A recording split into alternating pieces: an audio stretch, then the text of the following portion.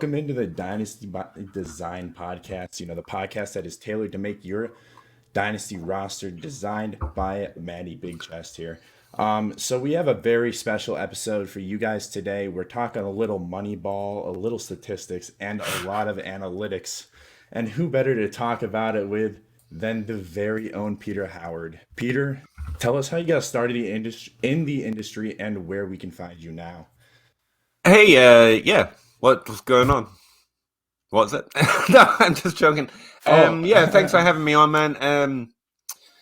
And no, that's an awkward question. For a start, no one let me know that I'd started in an industry until right now. So I guess I'll scramble for an answer. I play fantasy football. I want to get better. I got, like everyone else, I think you get tired of making worse draft picks and you want to make better draft picks.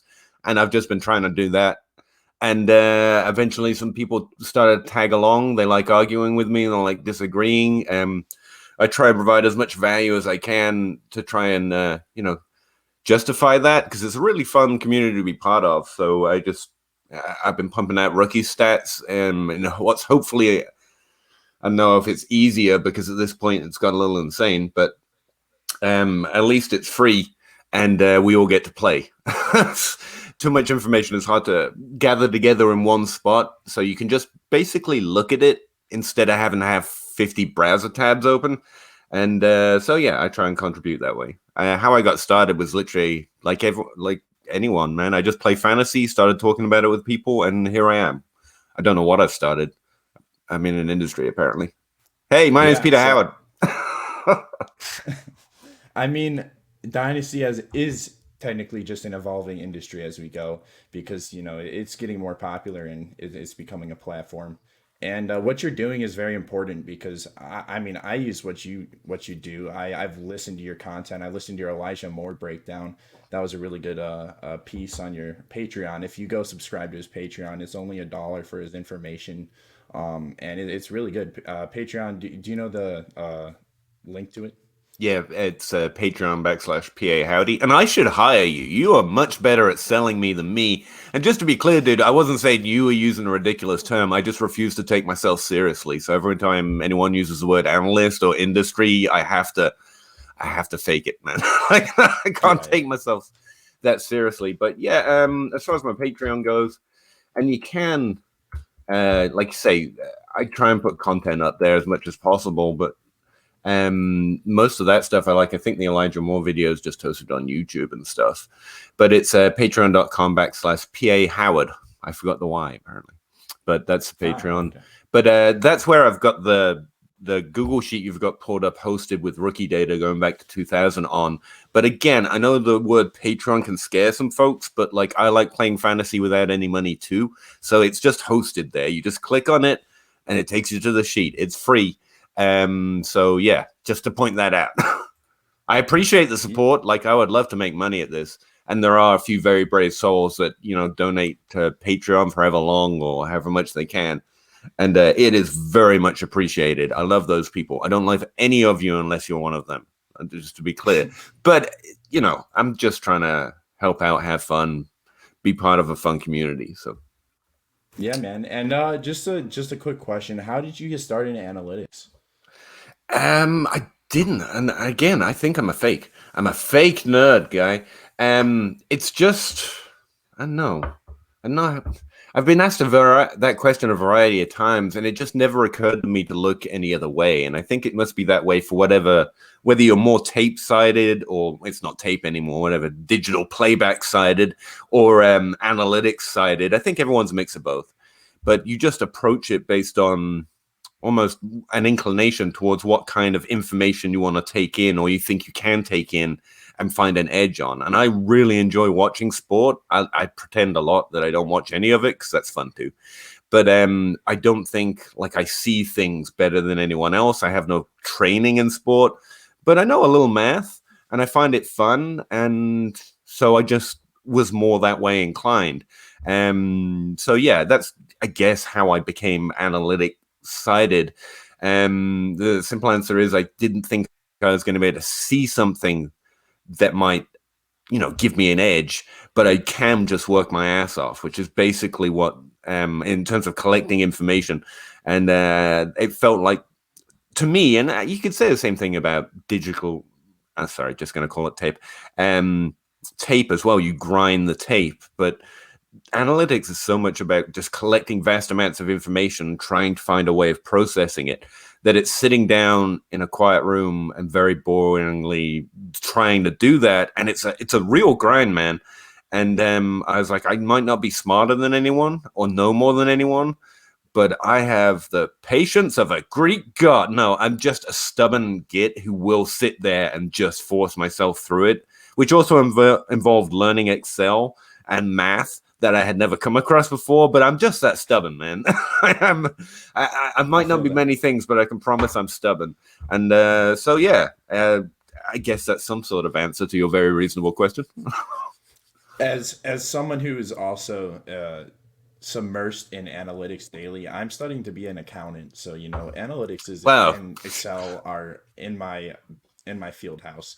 So I really like using analytics to know who to watch on Right. Yeah, film. you just want some sort of Yeah, indication, right? Because I don't know who's good, so I need some direction.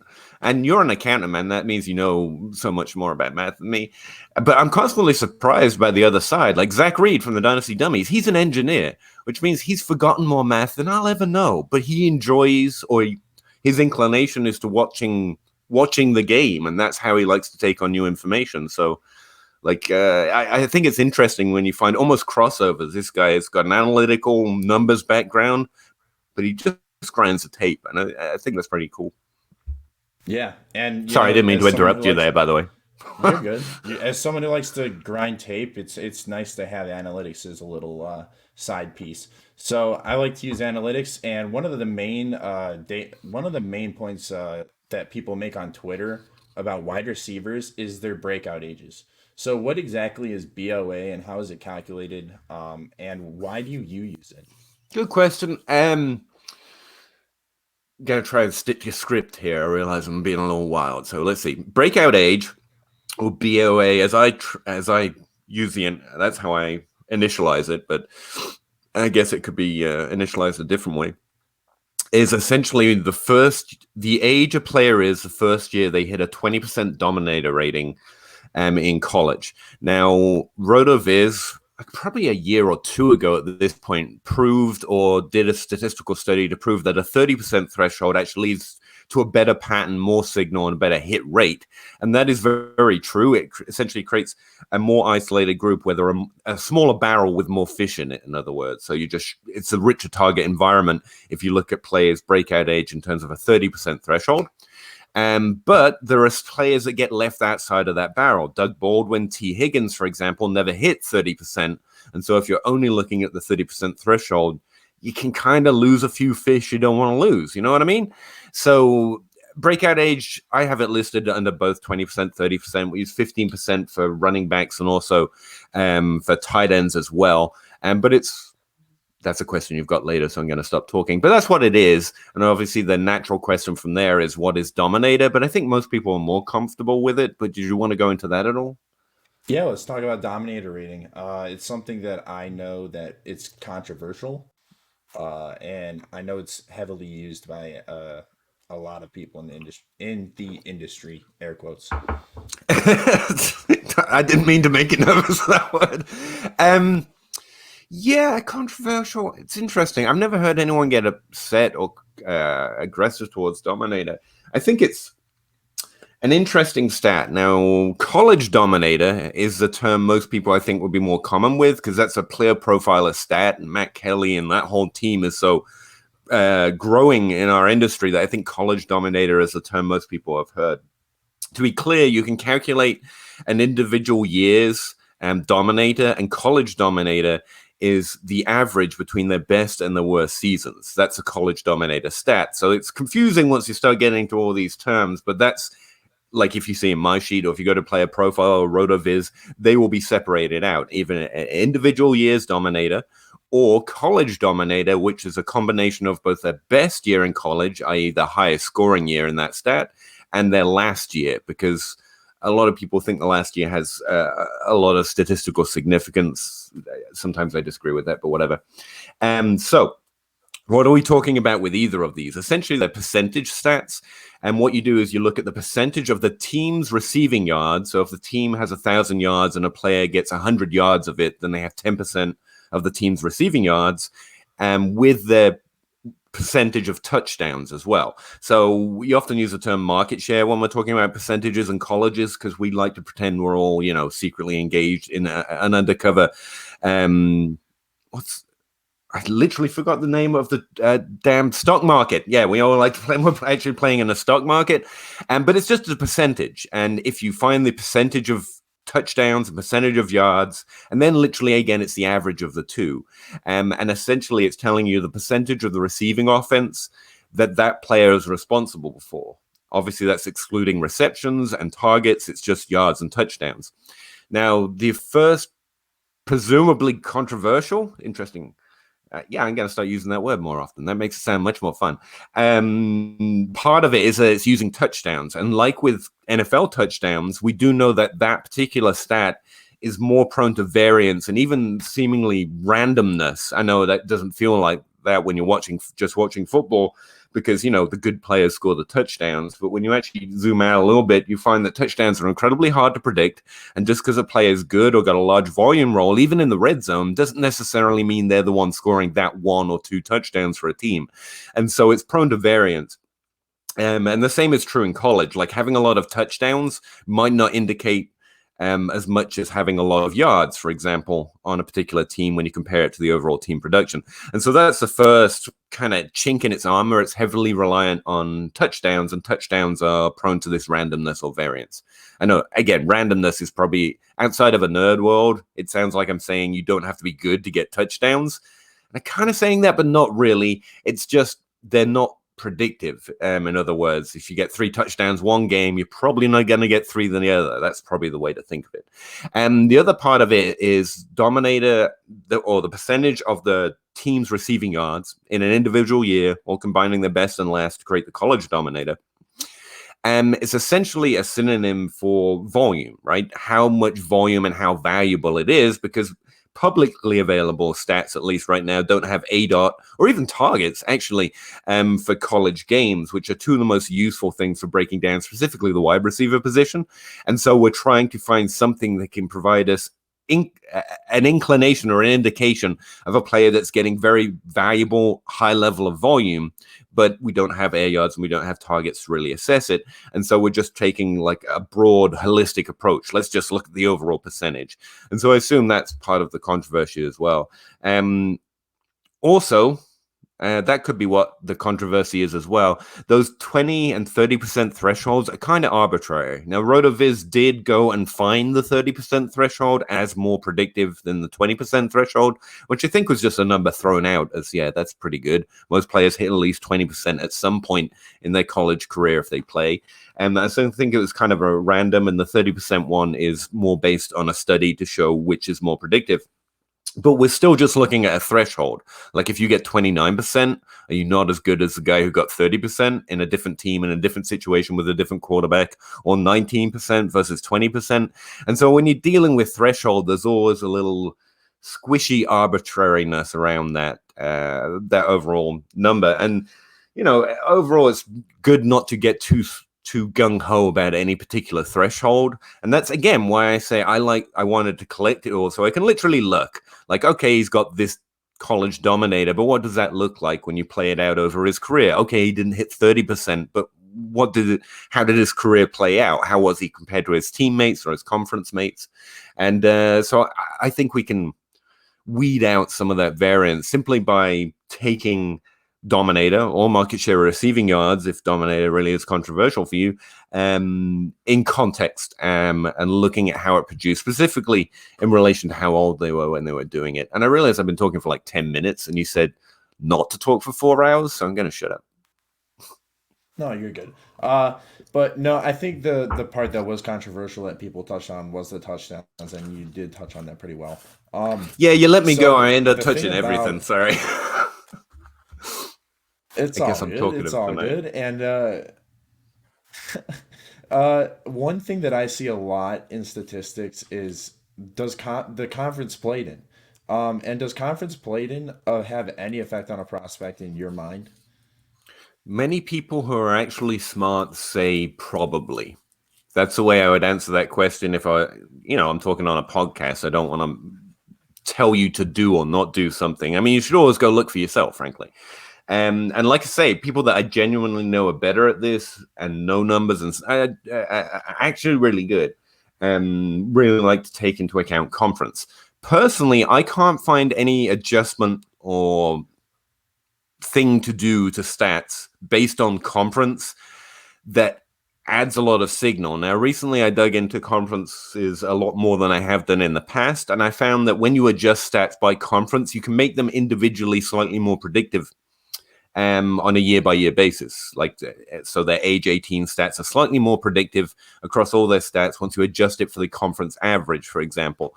So it's useful, but we typically aren't just looking at one particular stat. So conference definitely has a role, but I can't say I've found like a conference adjustment which solves the position, and it doesn't solve and it doesn't help in every situation. That sounded rather confusing and vague, but it works when it works, it doesn't when it doesn't. And that's what I found. So I'm kind of I'm fence sitting on conference and team adjustments, especially, but it does seem to help and it does provide useful context, right? I mean, if you're on a terrible team, well, let's look at an NFL example, which is what I like to do when something's a little over my head. Because, the NFL, there's so many more commentators and so many more stats that we understand what's going on better. And so I often refer it to something in the NFL. And if you look at the Jets and Robbie Anderson's significantly impressing on the Jets, like you don't expect a guy with his draft capital to do that, but he's not a top 12 wide receiver, and his stats or even his film doesn't look as impressive as Julio Jones. I mean, so how do we judge this? But then we see him taken off the Jets and put in Carolina, which is a better situation, but definitely not exceptional. And he's not only competing with DJ Moore, one of the best wide receiver prospects we've seen over the last 5 years, he's co-opting enough volume to suggest that this guy's on a level with those kind of players. So when you think about that kind of stuff and you compare it to college, like you can have good enough stats and actually be a better player in a different conference compared to another player in a better conference on a better team, and so on and so forth. So I definitely think it's context you should take into account, and I'll leave it there. Yeah, you should definitely consider the conference, but I can't tell you that there's like +5 or -10% and you get always a better signal. Really, you should look at that individual conference or that individual team, just for kind of even if it's just an eye comparison to how they produce compared to past players. Yeah, everyone knows that the Big Ten West produces the best wide receivers. This is facts. I'm just kidding. As No, I you're say good. that, I'm kidding. The NFL seems to prefer the but SEC West. Just saying. yes, this is very true. And that's what's going to happen in this NFL draft. We're going to see a lot of SEC West players go. What are your thoughts on Kadarius Toney, the polarizing prospect? Okay. I don't think I've broken him down significantly yet. I like to go through him piece by piece, but I do have some early thoughts, and that's one thing. He's one of those players where his stats are, at best, something you can just ignore because he didn't play enough or didn't do enough of a single job. You can really get a sense of how good he was in college. That, to me, puts him in a category I just think of a mystery, and the NFL typically doesn't like mysteries, but there's enough hype around him, and especially if he's got a significantly good athleticism profile, the NFL has a strong bias towards both of those things. And so you can see a way in which he could get a lot of draft capital or decent draft capital and find a role in the NFL. Typically, I default to what happens on average, right? And a player who doesn't play enough of any one position doesn't develop, learn, or improve any of the things they need to before they go to the NFL. So overall, I think he's way too underproductive to compare him to past good players. If you compare him to players that have been successful in the NFL, he's just bad. He does not look like them. He didn't produce in the same manner, in the same way, at the same age, by his conference, his team, or his position. There's no way really of adjusting that. Although, if you just want to add numbers to his numbers to make it look good, sure, but just realize you're basically creating fake numbers, which is fine. You do you. In accounting, we call that fraud. Yeah, basically. But, people are sensitive, so I'm saying it another way. Yes. Essentially, I think if you watch him or you're taking on information or your process has led you to him, I think the best thing you can do is just put his stats down because they don't do him service when you're comparing him to what players that have done good in the past. There are a few outliers, so you can say, well, this guy didn't do good, but then you're comparing him to one specific other player. And so the one thing you know is that's not very helpful because that's not very helpful, right? So I think whatever it is that's making you like him, that's where you start. He does this on film. That is very good.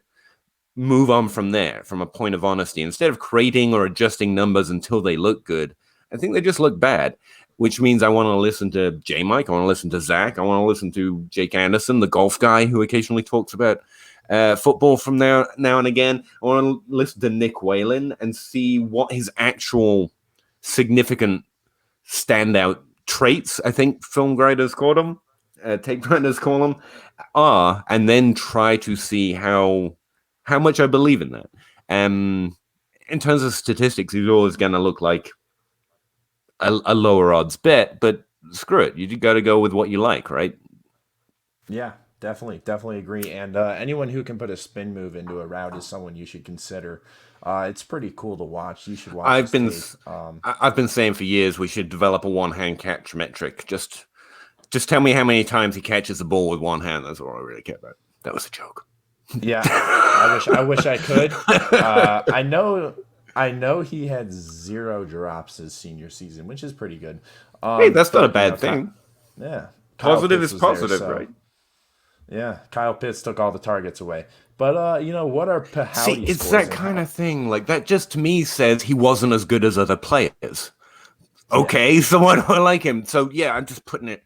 I get the context No, of if you've got someone that's good on the team, that could have an effect. But like when we've seen players who are good in college play on the same team, they just squash everyone else. They don't necessarily squash each other. And so yeah, just Alabama stick wide with the things he receivers. does good. Yeah. That's and, a good example this yeah. year. So, one thing that I wanted to touch on was what are PaHowdy scores and how are they determined? Because that's something that's on your Excel sheet and something that people Yeah. who subscribe to your Patreon, which they should subscribe to you. your Patreon, will need to know how to read. Seriously, I'm gonna hire you. No, I don't have money to hire anyone. Sorry, I didn't mean to get you. Yeah, it's just a section in green per position, and I want to highlight them to say, hey, look, these are just things I have done that. Okay, start from the beginning. I think the best way of trying to find your own answers is to start with your own questions, right? So conference, I was interested in conference. So what can I look at to get some level of measurement to understand just at a glance how productive they were in their conference? And for running backs, points per game is actually a pretty good stat, just fantasy points. So I average what running back ones typically do in that conference, and then I took it away from their best season in points per game. So it's just their points per game minus the average for the conference for running back ones. And that just kind of gives me at a glance, were they really over that average? Were they really below that average? I have an R-squared score, and I know how predictive it is in terms of value for metrics and models, and I've tested probability when I'm running models as well, but it's not really why I made it. I just wanted to see. That's a question I had. Is that interesting? Who looks good in that stat? In the same way that I'm saying, go watch Toney's film, see what looks good. And I kind of treat stats the same way. And it's not always to stick them in a model or, find the number that accurately ranks players. It's just more context for how they played compared to past players. So the PaHowdy Scores section, it's a stupid name, I know. It's just, hey, look, I'm calculating these things. I'm not telling you they're worth it. They're not the things people are. Because I also looked at a teammate adjustment, but there is actually a stat out there from like Breakout Finder called teammate score. And I don't want you to think that's what that is. So I'm just like, this is my team adjustment. It's not a teammate score. It's not whatever the Breakout Finder has done. So that's just things I've done. That's literally what those little sections in there are. Sometimes I change them out. Sometimes I find better ones. Sometimes people ask me to do something, and I find it interesting, so I put it in that little green section. The header of it is green, just to let you know it's not like a professional stat or anything. Scott Barrett didn't come down and teach me how to calculate or explain to all of us that this was what you needed, Dominator or yards per team pass attempt or whatever. And I think that says it, doesn't it? Nearly ran on Yeah, there, but yeah. that's it. No, I think that was a good breakdown of the PaHowdy scores. And one more question before I ask you the final question. What is your favorite metric to use for each position in fantasy when you're going to rookie drafts? Yeah, I actually get asked that a lot. Actually, normally the question is, what's the stat really? And the answer is none, in the same way there's not one thing or one game you can watch to try and translate it to the tape nerds out there. That would tell you if a player is good or bad. I really recommend like taking it all into context, but I get it because, we're not all as boring as me. So you don't want to look at everything. And so I have developed answers. And with running backs, even though it's not doesn't have a good probability value, models tend to kick it out. I think if you want to just look at one thing, I would look at their best points per game. Just because it's readily understandable, we know what points per game means. And their best season for running backs is actually the most important. And that's for a variety of reasons. One, the way the running back position works, you don't have very often multiple running backs producing together on the same team, numbers that compare well to past prospects. Typically, there's one dominant running back and the other guy's just playing like a subsidiary role.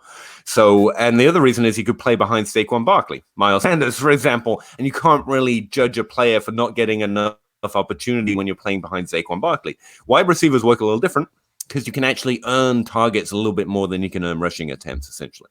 So, the best season for running backs is actually if you're going to look at whether they're first, best, or last, which year do I look at? Look at their best season and points per game, just because it's immediately recognizable. We know what that number means. I would maybe take a look at the conference average just to get kind of a grounding in what's normal. Because some conferences running backs scored like 12 to 16 points per game, and others are scoring 23. So there is a little variance there in the Hmm. conference. But Yeah, yeah, the there's the best year Big in points per game. 12. There is the Big 12. So that is for running backs. For wide receivers, would you say Breakout Age is your favorite one to use? Because that's, I know, the industry favorite, we'll say. It is my favorite. Yeah, that would be fair. If I'm telling you what to go look at, I would go look at the yards per team pass attempt. I know that sounded fancy, but when you break out that sentence, it's actually a really simple stat. Their yards divided by the number of pass attempts the team had on a per game basis, and look at the age adjustment. Again, this is as if you're in my sheet. It's right there. You can just look at their average yards per team pass attempt above age average. And it's a single column, and you can just get a sense of whether they're more, less, or on par with past productive players at the ages they played at. But that's a fucking annoying thing to say, and I get it. If you're not particularly into stats, you probably fell asleep halfway through that. So yeah, breakout age is a good indicator of whether they did well in a stat like that. So we'll go with breakout age. Yep. Yep. I have to say that that's the one that I've used in the past. And when I'm Yeah. throwing dart throws in the fifth round and I don't know who to pick, I'll Yeah. sometimes look at their breakout ages and try to find someone. Um, It's a fine for indicator. tight ends, what would be your indicator for tight ends? Because I know tight ends are harder to find indicators Yeah. for. Tight end position is pretty much custom made to be resilient to analytic analysis. But we do have some things that can help. But again, I'd lean more strictly yards per team pass attempt over breakout age for tight ends because, again, players like Jimmy Graham played 1 year. It's just not going to be comparable to someone like Travis Kelce, who played a full career, or even George Kittle, played a full career at a lower conference. And that's kind of the nature of the entire position. There are so few of them, it's hard to get a good sample together who played similar amount in college. They can actually start really digging into them. And so instead, a stat I've got in the PaHowdy scores is actually called efficiency score because I come up with weird names for them. But it's basically the yards per team of pass attempt in their final year, their last year, adjusted by the age curve again. Or you could just go to yards per team pass attempt in their last year. The last year tends to be the most important for tight ends because, again, some players only play 1 year. Yeah. Yeah, it's more, I think tight ends are a little easier to evaluate if you watch their tape. Um it I think a lot of it comes down to their awareness of the schemes that they're thrown into on the defense. That's a fair point. If they know how to read a zone, they know where to sit for the quarterback, so they'll get more targets. So someone like Travis Kelsey does this very well, and there's tight ends who don't do that as well. Like I know that I like to rip on the Lions tight end Eric Ebron, past tight end. When he was on the Lions, he did not know how to sit in his zone, but he did a lot better. And when he played on the Colts, the coaching staff must have taught him how to sit in zones a little better. But that's my little ramble on tight ends, and that's about it. And for the final question, it's if you had to use one data set for a rookie draft, and it was combine or college stats, which one would you use? College stats. I don't find much value in combine stats. Yep, that's what I was expecting. I don't put much in the combine. I know people like what we call this in accounting is fraud as well. It's called it's called You just double bring in the counting heat. They're discrimination. frauds. I like it. Yes, we don't double count. We don't double entry for a 40 time. We don't do that. Jonathan Taylor was an example of that. People like to bump his stock up, and he was already the RB1, and people like to bump his stock up even more. So he had a great 40 time, and that was impressive. I like to put more into how much they can lift and how much they can jump, because that shows a little more into how explosive they are. But that's it for us tonight. That's the end of episode 4. You can find PaHowdy on Twitter at PaHowdy. Peter, it was great talking to you, man. Great to pick your brain. It was fun to listen. And I Yeah, hope the sorry, I do listeners had a rant great a little time. bit, don't I? Yeah. I kind No, of, no, I no, didn't no. realize really how much of a degenerate grinder I had become until you started asking very simple questions, and I've got a 10-minute answer. And what you really want to look about is yard fatigue instead of just saying like breakout age. No, no, no. But What I'm yeah, throwing you is some open-ended questions. I'm throwing open-ended questions so that you can extrapolate on that, like you do with your data. So yeah, man, that's it for episode 4. Thank you guys for tuning in, and take it easy.